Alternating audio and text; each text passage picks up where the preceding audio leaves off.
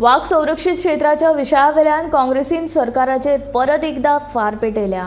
अभयारण्याचे क्षेत्र बदलून हे रान बिल्डर लॉबीच्या घशान घालपाचे सरकाराचे यत्न चल्ल्यात. देखून वाघ संरक्षित क्षेत्राक सरकार विरोध करता असो आरोप काँग्रेसीचो फुडारी एल्विस गोमसान केला.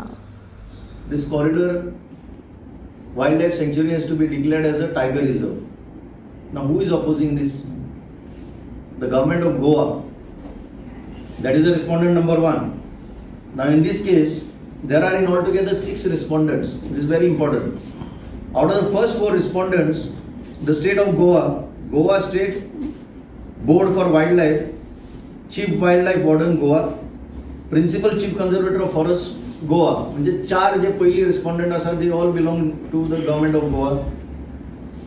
And the next 2, the National Tiger Conservation Authority and the Ministry of Environment, Forest and Climate Change.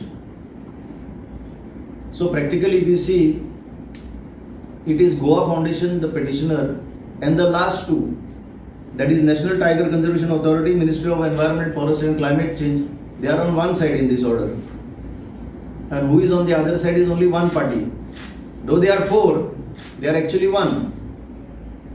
A scarce resource has been bought by parties who are coming from outside the state of Goa.